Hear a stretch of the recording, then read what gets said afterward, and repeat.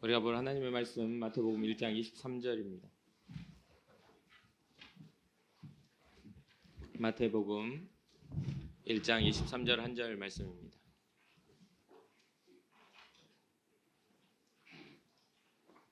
우리 한 목소리로 합독하도록 하겠습니다. 보라, 처녀가 잉태하여 아들을 낳을 것이요 그의 이름을 임마누엘이라 하리라 하셨으니 이를 번역한즉 하나님이 우리와 함께 계시다 함이라. 아멘. 우리가 잘 알다시피 오늘날 우리는 인본주의적인 사상이 강한, 신본주의보다는 인본주의 사상이 강한 시대에 살고 있습니다. 또한 그 어느 때보다도 상업주의와 물질주의가 강한 시대에 살고 있죠. 그러다 보니까 크리스마스의 이런 성탄절의 의미도 이 상업주의와 물질주의의 혼합적인 그런 상황 속에서 이 성탄의 그 의미가 이루어져 가는 그러한 것들을 우리는 목격합니다. 또한 우리도 그 세상의 흐름에 아주 익숙하게 세상의 그런 상황들에 편승되어 있는 것을 가끔 느끼게 됩니다. 그러니 이제는 누구나가 다 인정할 거예요. 성탄절이 기독교인들이 즐거워하는 시간보다 오히려 안 믿는 사람들이 더 좋아하는 시간이고, 성탄절의 무슨 어떤 그런 의미보다는 그 성탄절이 주는 그 기분, 그런 것들이 더 우선시되는 그러한 시대가 되었습니다. 그래서 저는 이제 처음 제가 2022년도에 부임하고 성탄절 예배를 드릴 때도 말씀드렸는데 앞으로도 계속 말할 겁니다. 성탄절의 주인공은 우리 예수님이신데 자꾸 거기에 산타가 있고 이렇게 선물 받는 그 양말이 걸려 있고 이런 거 별로 좋은 것 같지는 않아요. 그런데 이것을 각 가정에서 자녀를 키우는 부모들이 이걸 하나의 축제처럼 그렇게 그 문화 안에 젖어가니까 아이들이 자랄 때의 성탄절은 예수님이 오시는 날보다도 산타크로스 할아버지가 선물 주는 날, 또 알죠? 애들도 다 바보가 아닌데 아빠 엄마가 선물 준비했다가 주는 날로 다 알고 있을 겁니다. 그러니까 기독교인 가정이라도 그런 부분들의 그런 세상 흐름과 논쟁에서 자유로울 수가 없다는 거죠. 그래서 이제는 어린 아이들도 그렇게 세상이 가르치고 있기 때문에 이 영적인 것이나 예수님에 대한 신앙적인 것들을 이성적이고 논리적으로 받아들여서 그럴 리가 없다고 말을 합니다.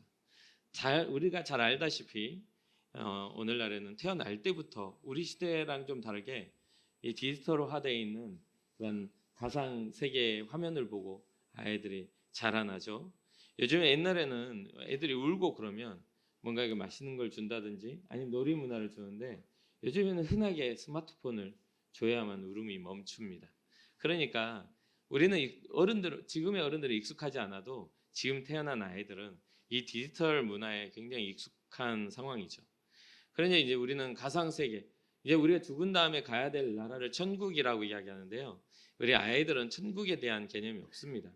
이제 가상 세계가 이 컴퓨터 안이나 또 메타 세계 그런 것들로 생각을 하지 영적인 세계 하나님의 나라를 더 이상은 잘 생각하지 않는다는 거죠. 우리는 잘 알고 있죠. 사람은 영적인 존재입니다. 그 영적인 존재로서의 그 영성이야말로 신앙의 본질인데 이 영성을 잃어버리는 사람들은 신앙생활을 그냥 생활로 하는 거지 진짜 믿음의 생활로 보지 않습니다. 교회를 왔다 갔다 하는 것도 마찬가지죠. 교회에 앉아있다고 다 믿음이 있는 게 아니죠. 하나님의 살아계심과 그분의 현존하시는 그런 은혜를 아는 사람들이 믿음의 생활을 할 수 있는 거죠.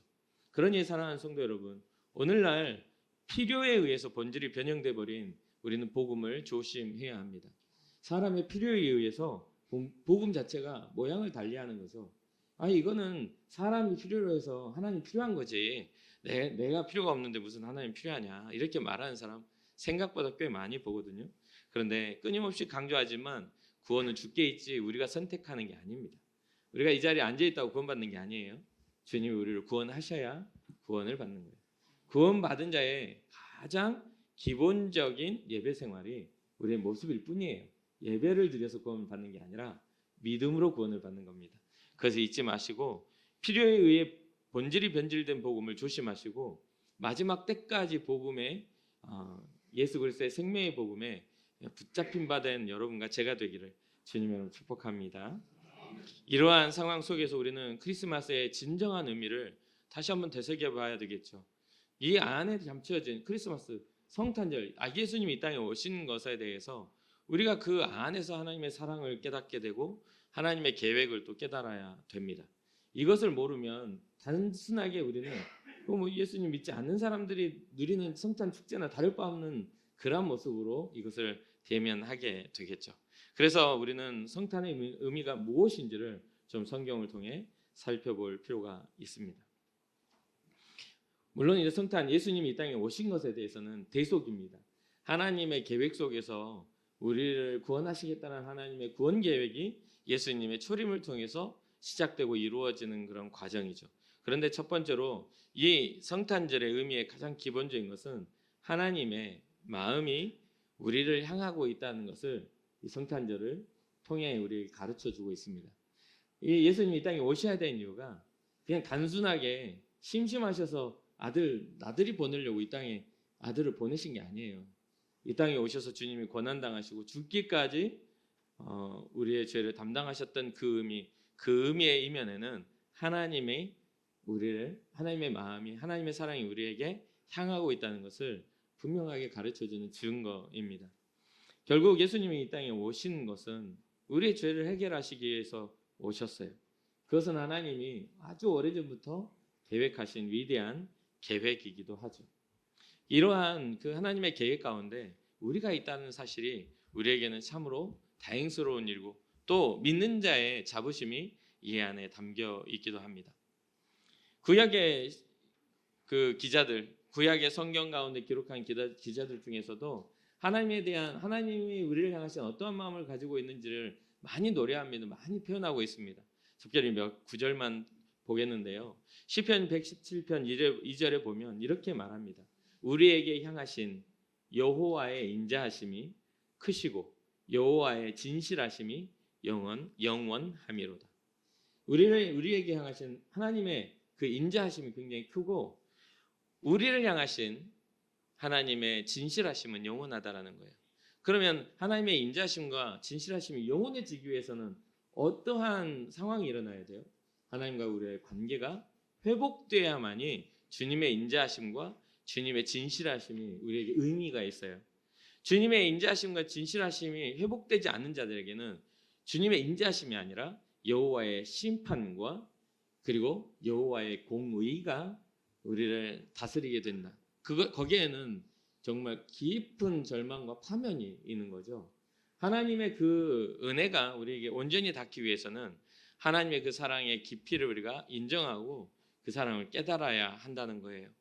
그리고 또 역대상 16장 34절, 시편 118편 1절, 136편 1절에 이렇게 말합니다. 여호와께 감사하라. 그는 선하시며 그 인자하심이 영원함이로다. 주님 앞에 감사해라. 그분의 선하심과 그분의 인자하심은 영원한 거야. 여기에도 마찬가지죠. 이스라엘 백성이 하나님의 백성으로서 또 하나님을 찬양하는 자들로서 그들이 하나님 앞에 서 있었기 때문에 하나님의 선하심을 경험할 수 있었고 하나님의 인자하심을 경험할 수 있었던 것 아니겠습니까? 사랑하는 성도 여러분, 우리가 영성을 잃어버린 이 시대 속에 이 영성을 회복하는 것 굉장히 중요합니다. 이 땅에 주님이 육신으로 오셨지만 그 육신으로 오셔서 우리에게 죽어버린 우리의 영성을 다시 살리시기 위하여 오신 거예요.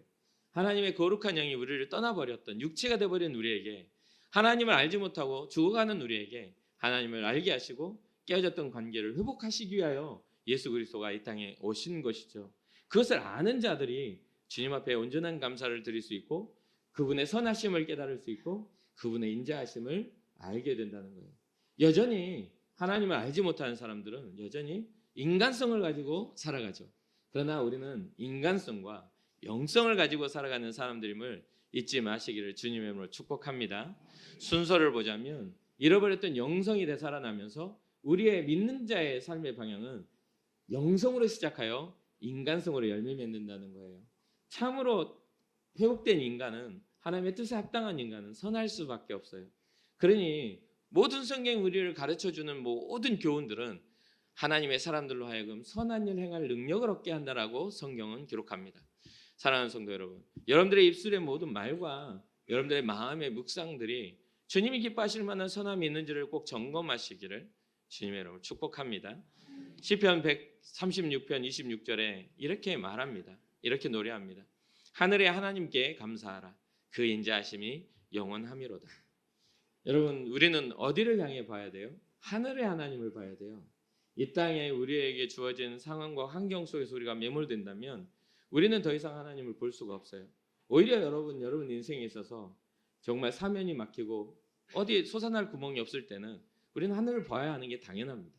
하나님께 의지하고 하나님을 의뢰하는 게 당연해요.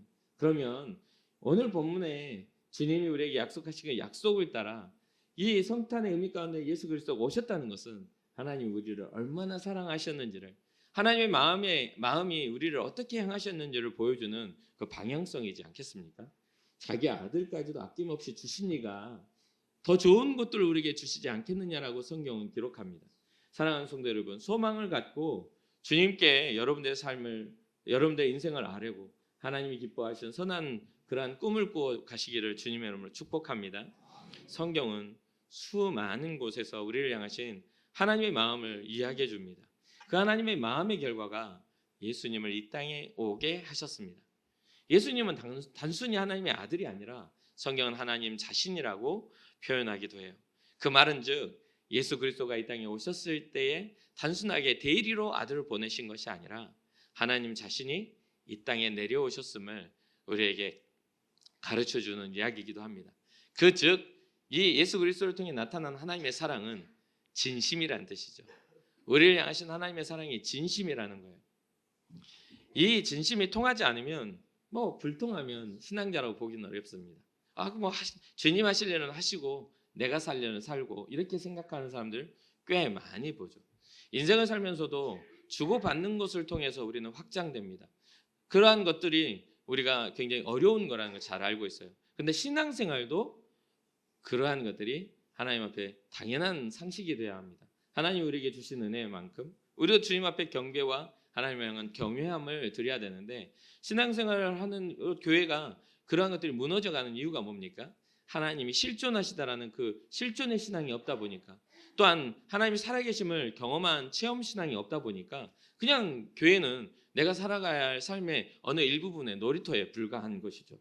그러니까 이곳에서는 그냥 내가 살고 싶은 대로, 교회는 그냥 저 같은 경우도 아버님이 목사님이시다 보니 태어날 때부터 교회가 내 집처럼 내 집이죠. 집으로 살았잖아요. 그러니까 어느 때는 예배 드리고 싶지 않으니까 몇 달 동안 예배를 안 드렸어요. 사택이 교회 앞에 있는데 몇 달 동안 안 갔어요. 그때 이제 사춘기가 왔겠죠. 그럼 하는데 어느 날은 장로님이 이제 예배 시간이 되면 항상 저희 아버님을 이렇게 마중 나오는 장로님이 있었어요. 목사님, 그러니까 기도하는 장로님들이 예배 시간이 딱 되면 이렇게 마중이 나오면 아버지가 이렇게 가운을 입고 딱 그분과 함께 이렇게 가요. 근데 몇 달 동안 제가 예배를 안 드리고 혼자서 놀고 있으니까 어느 날은 장로님이 계속 몇 달 동안 본 거 아니겠어요? 보면서 하시는 말씀이, 너는 왜 예배를 요즘에 안 보이는 것 같다? 라고 하고 이렇게 이야기를 하는데 저는 별 대답을 안 했어요. 그래 우리 아버지가 조용하게 장로님한테 내버려 두세요. 지옥은 지가 가는 거지. 이러고 가시더라고요. 그 말이 좀 무서워가지고 그때 이후로 예배를 빠진 적이 없습니다. 왜냐하면 그게 신앙입니다. 대신해 줄 수가 없어요. 우리 아버지가 목사님이라고 제가 천국 가는 거 아니에요. 제가 믿음이 없으면 천국 못 가요. 그게 제가 배운 철저한 신앙입니다. 잠시 잠깐, 저희 부모님은 저희들한테 항상 그렇게 가르쳤어요. 우리가 너희를 잠시 잠깐 하나님이 맡겨놓으신, 하나님 앞에서 맡겨놓은 그런 존재로 우리에게 위탁한 나의 자녀다. 진짜 아버지는 하나님이셔라고 저희는 그렇게 배웠거든요. 여러분은 어떻게 생각하시는가요? 여러분들의 가정을 이룰 때 여러분 자녀가 혹시 소유라고 생각하진 않으십니까? 그럼 여러분 대신 그 자녀를 위해서 대신 죗값 지불하고 천국 가시겠어요? 절대로 그것은 있을 수가 없는 일이고 되지도 않는 일이에요. 천국의 이야기는, 구원의 이야기는 우리들의 스토리가 아닙니다. 하나님의 이야기예요. 하나님이 우리를 구원하셔야 우리는 구원을 받아요. 그러니 정말 철저하게 신앙교육 하셔야 됩니다. 하나님이 우리를 어떻게 사랑하셨는지. 여러분들의 가정에 지금 크리스마스라고 성탄트리 만들어 놓고 산타 걸어 놓은 거 다 버리셔야 돼요. 예수님이 주인공이 돼야 할 자리에 자꾸 그런 이상한 거 갖다 붙이지 말라는 거죠. 이미 저는 그게 변질이라고 봅니다. 이미 상업적인 것과 신앙적인 것에서 멀어졌다고 봐요. 저희 가정은 기독교 가정이고 목사 가정이잖아요. 크리스마스 트리를 해본 적이 별로 없어요. 오히려 성탄의 기쁨이 오히려 저에게는 가끔은 슬픔으로 다가오기도 해요. 여러분, 어떤 일의 결과를 볼 때 여러분은 그 결과만 좋으면 그 과정도 뭣도 다 행복한가요? 사업이 성공하기까지 정말 밤잠 안 자고 공부하고 노력하고 연구하고 또 그런 모든 것들을 감당하고서 성공이 딱 했으니까 이전의 노력들이 다 아무것도 아닌 일이 되던가요? 공부를 해서 대학을 들어가는데 대학에 들어가기까지 아이들이 밤잠을 안 자고 괴로워하고 몸부림치면서 때로는 막 머리를 쥐어뜯고 공부가 안 되니까 막 무릎 책상에 막 찍어가면서 했는데 대학에 딱 들어가니까 이전의 일들이 다 없어지던가요? 아니 왜 예수 그리스도가 이 땅에 오셔서 당하신 고난이 그 구원이라는 아름다운 성취를 통해서 우리는 그 고난이 너무 가볍게 여겨지는 걸까요? 주님이 이 땅에 오신 거 분명히 기쁜 일인 건 맞습니다. 그게 우리에게 전해진 기쁨의 소식이라는 거 누가복음 2장에 분명하게 이야기를 해요.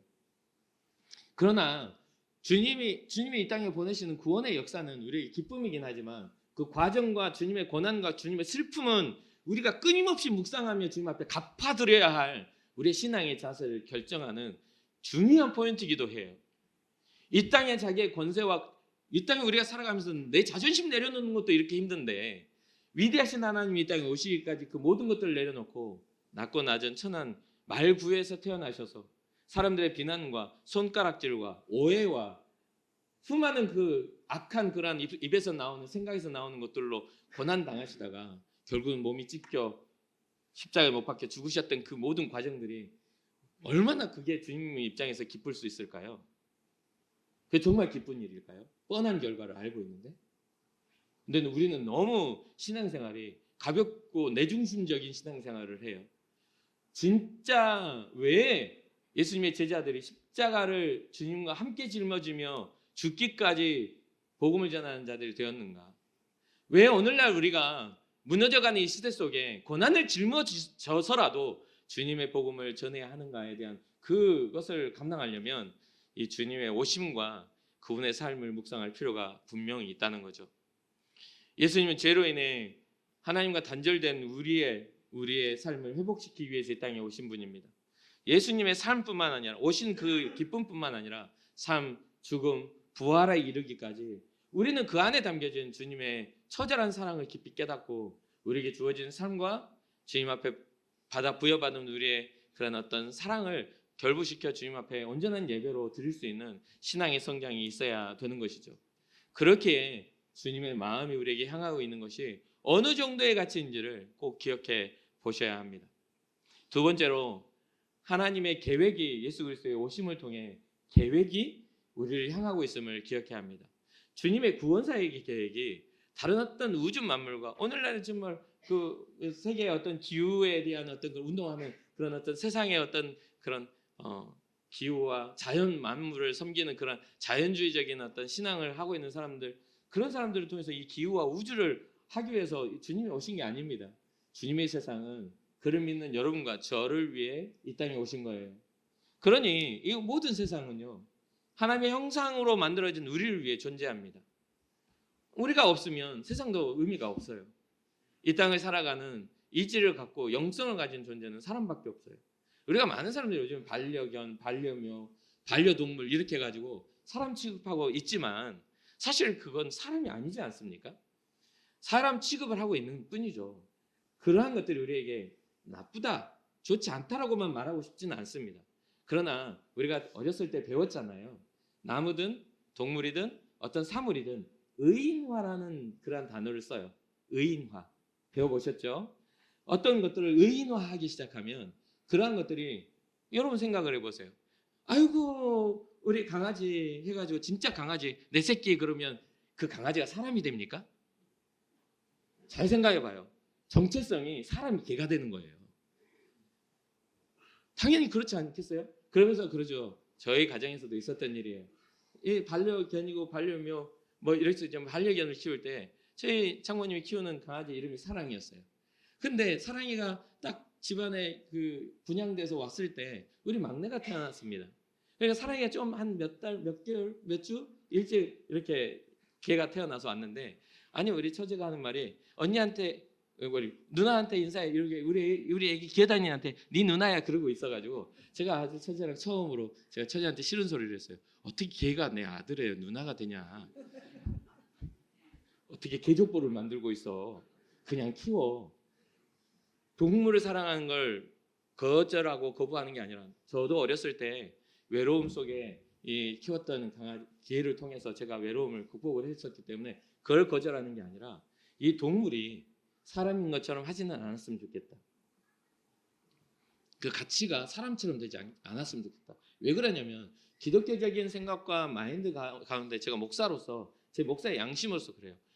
하나님이 세상을 이처럼 사랑하사 독생자를 주셨는데 우리 집 개를 구원하려고 주신 게 아니라 이 말이에요. 자기 형상을 따라 지으신 성경은 분명히 말하죠. 사람을 우리를 구원하시기 위해 우리를 구원하시기 위해 주님이 십자가를 지셨다는 거예요. 자꾸만 가치를 떨어뜨려서 의인화된 다른 것과 그것을 성경이 뭐라고 하냐면 하늘에 있는 것이나 땅에 있는 것이나 땅 아래에 있는 것이나 바다에 있는 것이나 어떠한 동물의 형상으로든지 우상을 만들지 말라는 그 명령이 이미 인류 역사 가운데 그 가운데 가능성으로 자리 잡고 있었던 겁니다. 그러니 오늘날에는 아세요? 여러분들이 키우는 여러분들의 사정을 전 몰라요. 여러분 집에 어떤 강아지를 키우고 있고 어떤 고양이를 키우고 있는지 잘 모르지만 여러분 요즘에 강아지 기분 상하게도 교회 떠납니다. 아 정말이에요. 집에 가서 제가 이렇게 신방 갔을 때 그 집에서 키우던 강아지에게 제 허벅지를 물린 적이 있어요. 예배가 끝나고 이 개를 문에 이렇게 가둬놨는데 문을 열었는데 약간 핏불 같은 그런 좀 싸나운 개였는데 문을 열자마자 뛰어와가지고 다른 사람 다 있는데 제 허벅지를 딱 물었어요. 그때 이후로 제 아내가 이 강아지를 보면 두려워해요. 아, 이 집에서 키우는 개도 무는구나. 왜냐면 이 허벅지를 꽉 물고 이렇게 몸이 경직될 정도로 물고 있었거든요. 그런데 제가 그것을 탁 쳐내야 되는데 그 집에 예배드리는 그 가정에 상처받을까봐 쳐다보고 여기 있으니까 어머 와가지고 딱 떼가지고 자기 강아지를 먼저 보더라고요. 제 허벅지를 보는 게 아니라. 그게 요즘에 어떤 문화입니다. 요즘 그런 문제도 많이 일어나죠. 어떤 그래 또 상업적이고 그것이 문제가 되기도 합니다. 사랑하는 성도 여러분, 하나님의 계획은 우리 사람을 향해 있음을 기억하시기 바랍니다. 자 보세요. 빌립보서 2장 13절에 너희 안에서 행하시는 이는 하나님이시니 자기의 기쁘신 뜻을 위하여 너에게 소원을 두고 행하게 하시나니. 이 말씀은 단순하죠. 여러분 인생을 살면서 그 어느 나라에서든지 선교여행을 간다고 가방 짐지고 인생을 떠나는 강아지 본 적 있으십니까? 어느 나라에서든지 이 나라의 민족의 아픔을 감싸 안고 금식하는 돼지 본 적 있으십니까? 한번 있으면 데려와봐요. 어떤 동물이든지 사람 아닌 다른 것이 민족의 아픔이나 시대적인 말세가 됐다고 하면서 갑자기 침팬지가 우기기 하면서 이렇게 하면서 이렇게 적어가지고 이런 흔적 본 적 있습니까? 우리는 착각하면 안 돼요. 사람만이 주어진 하나님을 향한 열망입니다. 영성은 사람에게만 주어진 거예요. 그래서 자꾸만 어디 뭐 절에서 뭐 불공 드릴 때 되면 같이 가서 걔가 뭐 이렇게 했다. 뭐 또 그렇게 보면은 교회에서도 저 어렸을 때 보면 차인별만 했다 하면 우리 개가 맨날 짖었거든요. 아우 하울링하면서 뭐 그 개가 찬양했겠어요? 뭔가 자기를 자극하는 게 있으니까 거기에 따라 본능적인 그런 것들을 했겠죠. 근데 그것을 누가 의미를 부여하죠? 사람이 의미를 부여합니다. 그러니까 이게 착각은 자유죠. 이게 사람이 의미를 부여해 놓고 그게 큰 의미가 있는 것처럼 해석을 합니다. 그러나 하나님 입장에서 우리를 향하신 하나님의 계획 속에 우리를 자기의 형상으로 만들어 하나님의 자녀로 삼으시는 그 계획 속에 그렇게 생각하는 사람들 보고 하나님은 과연 어떤 마음을 품으실까? 어떤 마음을 품으실까? 예를 들면 이런 겁니다. 내가 자녀를 낳았는데 이 자녀가 갑자기 사물을 보고 의인화시켜가지고 이 애착 인형이나 애착하는 게 있잖아요. 의인화시켜가지고 그걸 사람 아빠나 엄마보다 더 그걸 귀하게 여기고 그거를 자라나면서도 포기하지 못해서 결혼 생활이나 삶의 어떤 부분에서 그것을 포기하지 못하게 되면 그걸 우리는 장애라고 합니다. 장애라고 해요. 처음에는 귀엽다 그럴 수 있지 애착할 수 있지 하지만 만약에 우리 딸이나 아들들이 뭐 애착 이불을 갖고 출근하는데 냄새 맡고 간다고 생각해 보세요. 애착 이불 막 냄새 맡거든요. 그래 가지고 가방에 가지고 다닐 수도 있지만 이걸 떼늘지 못해. 그래가지고 일하면서도 계속 냄새 맡고 있고 뭐 계속 누구 미팅하면서도 결혼하고 누구 남자 만나러 갔는데 계속 맡고 있고 그러면 이게 이상하지 않겠습니까? 의미에 의해서 어떤 일의 의미는 부여할 수 있지만 그것이 균형 잡혀야 되는 거죠. 우리 주님은 우리 안에서 행하시는 하나님이시라고 말합니다. 우리 안에서 행하시는 하나님.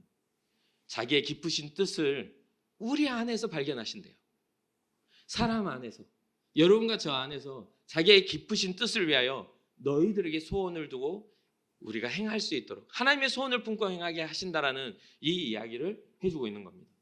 그러니 주께서 우리에게 소원을 두셨음을 기억한다는 건 예수 그리스도의 생명이 내 안에 들어와 내 삶의 의미와 내 삶의 방향성이 주님의 뜻에 합당하게 변화되고 살아가야 한다는 뜻을 의미합니다. 이걸 아무리 가르쳐줘도 이해 안 된 사람은 이해 안 되니까 여기서 넘어가렵니다. 주님의 계획은 죄 가운데 빠져 나오지 못해 죽을 수밖에 없는 우리를 구원하시는 것이죠.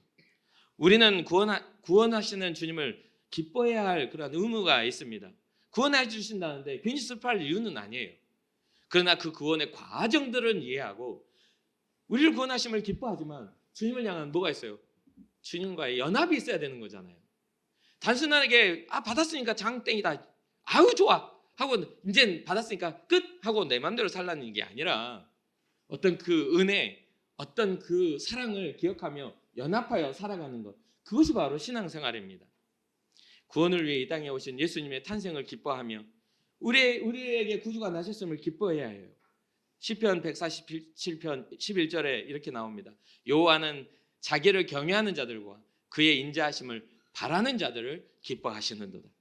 우리도 기뻐하지만 어떠한 기쁨을 알아야 돼요? 주님의 기쁨을 알아야 돼요. 우리를 위해 십자가에 달려 죽으실 그 주님의 초림, 아기 예수님의 탄생이 단순하게 그냥 우리의 기쁨을, 우리의 즐거움을 위해서만 오신 게 아니라 자기를 경외하는 자들이 되기를 위해서, 그의 인자하심을 바라는 자들이 되기 위해서 주님을 보내셔서 자기를 경외하는 자들과 하나님의 인자하심을 믿는 자들을 기뻐하신다라고 말해주고 있어요. 단순한 우리의 기쁨뿐만 아니라 하나님의 기쁨이 그 안에 담겨 있는 것이죠.